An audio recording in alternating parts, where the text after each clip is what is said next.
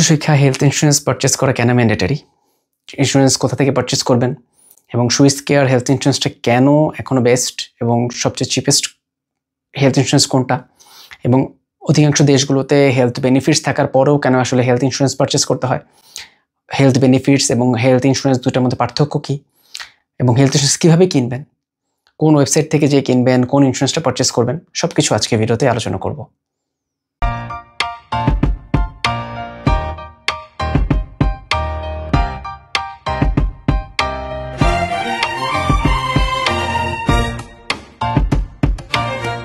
আসসালামু আলাইকুম, আমি নাজরুল আছি আপনাদের সাথে। যারা উচ্চশিক্ষার জন্য আবেদন করছেন তাদের কাছে সবচেয়ে কমন একটা নাম হচ্ছে ইন্টারন্যাশনাল স্টুডেন্ট হেলথ ইন্স্যুরেন্স। অধিকাংশ দেশগুলোতে আসলে হেলথ ইন্স্যুরেন্স থাকার পরেও কেন আসলে বাইরে থেকে একটা প্রাইভেট হেলথ ইন্স্যুরেন্স পারচেস করতে হয়, অনেকের মনে প্রশ্নটা থাকে। ইউরোপ কান্ট্রিগুলোতে অ্যাপ্লাই করতে গেলে হেলথ ইন্স্যুরেন্সটা ম্যান্ডেটরি। তো সেই জন্য আসলে কেন, কারণ আমরা অনেক জানি যে নর্ডিক কান্ট্রি বলো, ইউরোপ কান্ট্রিগুলোতে কিন্তু গভর্নমেন্টের একটা হেলথ বেনিফিটস থাকে। তো সেক্ষেত্রে কেন হেলথ ইন্স্যুরেন্সটা দরকার হয় এবং কোন হেলথ ইন্স্যুরেন্সটা ভালো। প্রত্যেকটা কান্ট্রির যে হেলথ বেনিফিট থাকে সেটা হচ্ছে আপনার টেস্ট এবং হচ্ছে আপনার স্টুডেন্টদের যে সেন্টার রয়েছে সেইখানে আপনি কাভারেজটা পাবেন। বাট হেলথ ইন্স্যুরেন্সগুলো হচ্ছে আপনি ইমার্জেন্সিতে যদি যান, আপনার ইমার্জেন্সি যদি কোনো ট্রিটমেন্ট দরকার হয় সেন্ট্রাল হসপিটালগুলোতে, সেগুলো হচ্ছে কিন্তু আপনার হেলথ ইন্স্যুরেন্স থেকে কভার করবে, সেটা গভর্নমেন্ট থেকে কভার করবে না, যেটা আমাদের অনেকে জানা নেই। এই জন্য আসলে গভর্নমেন্ট হেলথ ইন্স্যুরেন্সটা ম্যান্ডেটরি করেছে। কারণ আপনি এখানে আসার পর আপনি সিরিয়াস কোনো ইল হতে পারেন, কোনো প্রবলেম ধরা পড়তে পারে, সেই ট্রিটমেন্টের জন্য হেলথ ইন্স্যুরেন্সগুলো দরকার হয়। এবং সবচেয়ে চিপেস্ট হেলথ ইন্স্যুরেন্স কোনটা? চিপেস্ট হেলথ ইন্স্যুরেন্সটা সুইস কেয়ার হেলথ ইন্স্যুরেন্স, যেখানে মাত্র 197 টাকার প্যাকেজে সারা বছর আপনি 197 ইউরোর প্যাকেজ পারচেস করলে আপনি সারা বছর কিন্তু আপনি বেনিফিটস পাচ্ছেন। সারা বছর যদি কোনো মেডিকেল ইমার্জেন্সি হয় সে টাকা কিন্তু সম্পূর্ণ আপনি রিফান্ড পেয়ে যাচ্ছেন আপনার সুইস কেয়ার হেলথ ইন্স্যুরেন্স থেকে। আমি নাজমুল স্বপ্নিল, সুইস কেয়ার হেলথ ইন্স্যুরেন্সের ফিনল্যান্ডের রেজিস্টার্ড এজেন্সি। যারা আমার মাধ্যমে যদি আমার লিঙ্ক থেকে যদি আপনারা হেলথ ইন্স্যুরেন্স পারচেস করতে চান, অবশ্যই আমার ডিসক্রিপশন বক্সে লিঙ্ক দেওয়া থাকবে। সবাইকে আমি রিকোয়েস্ট করবো আমাকে সাপোর্ট করার জন্য অবশ্যই লিঙ্ক থেকে পারচেস করবেন সুইস কেয়ার হেলথ ইন্স্যুরেন্সগুলো। কীভাবে পারচেস করবেন টোটাল ডিটেলস ভিডিও লাস্টে আমি দেখিয়ে দিব। এবার আসি আসলে ফিনল্যান্ডের ক্ষেত্রে কত ইউরোর হেলথ ইন্স্যুরেন্স কিনতে হয়। যাদের ডিগ্রি 1 বছরের রয়েছে তাদের হচ্ছে 219 ইউরোটা কিনতে হবে। যাদের 1.5 বছর, যাদের 2 বছর বা 4 বছর রয়েছে তাদের 97 ইউরো কিনলেই হচ্ছে। তো এটা হচ্ছে ফিনল্যান্ডের জন্য। আদার্স কান্ট্রিগুলোর জন্য মোটামুটি এরকম টাইপেরই আসলে রয়েছে। যারা 1 বছরের কোর্সে আসবেন তাদের আসলে 219 ইউরোটা পারচেস করা ট্রাই করবেন, এবং যারা আসলে 1.5 বছর থেকে 4 বছর ব্যাচেলর কিংবা মাস্টার্সের জন্য লঙ্গার কোর্সে যাচ্ছেন তাদের 197 ইউরো পারচেস করলেও হচ্ছে। হেলথ ইন্স্যুরেন্সটা আপনারা আবার বলে রাখি, গভর্নমেন্ট আপনার স্টুডেন্ট হেলথ কেয়ারটা ম্যানেজ করবে, আর হেলথ ইন্স্যুরেন্স হচ্ছে আপনার আদার হেলথ ইন্স্যুরেন্সগুলো টেক কেয়ার করবে। তো চলুন ভিডিওতে আমরা এখন দেখিয়ে দিব আসলে কীভাবে হেলথ ইন্স্যুরেন্সটা আপনার পারচেস করবেন। প্রথমে ব্রাউজারে আমার ইউটিউব চ্যানেলটা ওপেন করে নেবেন।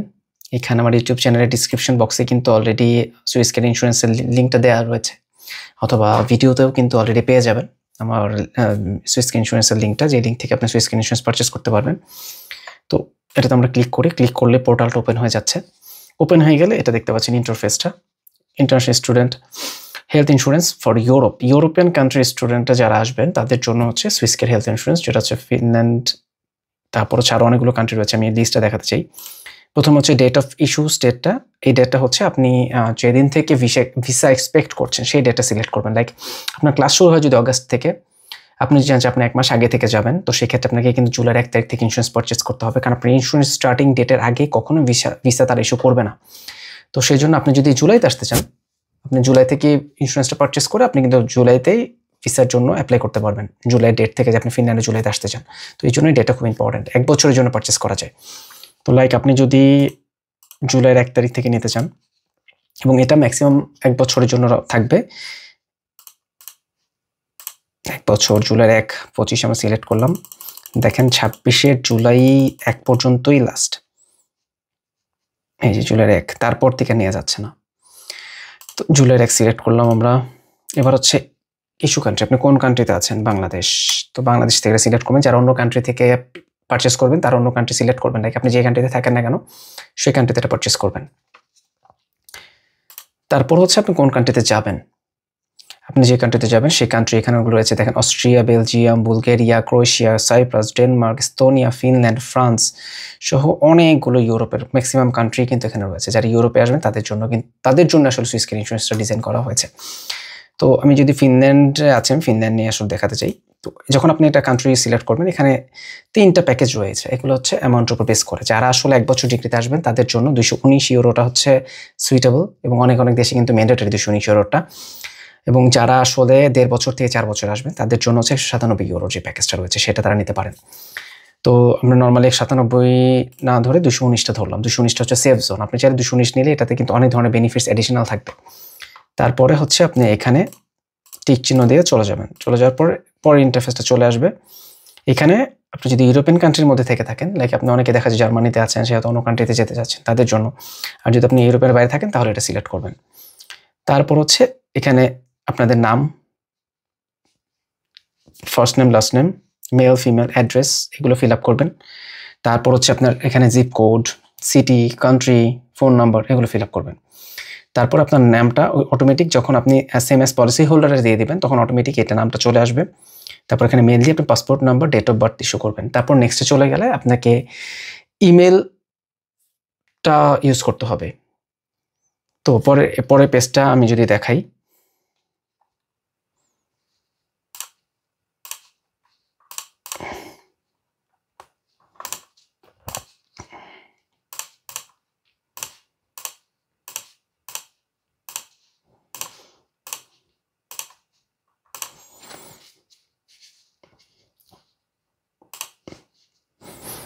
যেটা হচ্ছে পরের পেজ। আমরা ওই পেজটা ফিল আপ করার পরে, যেহেতু এটা প্রাইভেট ইনফরমেশন তাই আমি পেজটা দেখালাম না, তারপরে হচ্ছে এটা চলে আসবে। আপনি এখানে ইমেল অ্যাড্রেসটা ইউজ করবেন, যে ইমেল অ্যাড্রেসটা দিয়ে আপনি সুইস কেয়ার ইন্স্যুরেন্সটা পারচেস করতে চাচ্ছেন। আপনার ইমেল অ্যাড্রেস 2বার কনফার্ম করার জন্য দিবেন। এখানে কার্ড, যদি আপনি কার্ডে পেমেন্ট করতে চান এখানে কার্ড ইনফরমেশনগুলো প্রোভাইড করবেন। একটা জিনিস বলে রাখা ভালো, বাংলাদেশ থেকে কিন্তু আসলে সব ধরনের ক্রেডিট কার্ডে পারচেস করাটা টাফ, কারণ অনেকগুলো কার্ডে আসলে ইন্স্যুরেন্স পারচেস এটা আসলে ওদের রেস্ট্রিকশন লিস্টে থাকে। তাই আমি বলবো কিছু কার্ড আছে, যেমন আপনার হচ্ছে সিটি ব্যাংকের কার্ড, তারপর হচ্ছে আপনার Dutch Bangla bank, IFIC bank, EBL, এই কার্ডগুলো থেকে করা যায়। সবচেয়ে বেটার হচ্ছে দেশের বাইরে যদি কেউ ফ্রেন্ড থেকে থাকে তাদের দিয়ে আপনি ইজিলি পারচেস করতে পারবেন। অথবা যাদের আসলে স্টুডেন্ট ফাইল রয়েছে তারা যে ব্যাংক ট্রান্সফার অপশনে গেলে এগুলো টিক চিহ্ন দিয়ে কন্টিনিউ করলে আপনাদের ব্যাংকে ইনভয়েসটা, আপনার ইমেল অ্যাড্রেস ইনভয়েস চলে আসবে। সেই ইনভয়েসটা নিয়ে গেলে ব্যাংকে কিন্তু আপনারা পারচেস করতে পারবেন। খুবই ইজি হেলথ ইন্স্যুরেন্স পারচেস করা। এবং যারা আসলে হেলথ ইন্স্যুরেন্স পারচেস করবেন তাদের আমি বলে রাখছি যে আপনারা অবশ্যই আসলে ওদের পলিসিটা যখন আসবে এটার ইনফরমেশনগুলো পড়ে দেখবেন যে কী কী কভার করবে, যেন আপনি পরবর্তী ক্লেইমের ক্ষেত্রে সব ইনফরমেশনগুলো জানতে পারেন।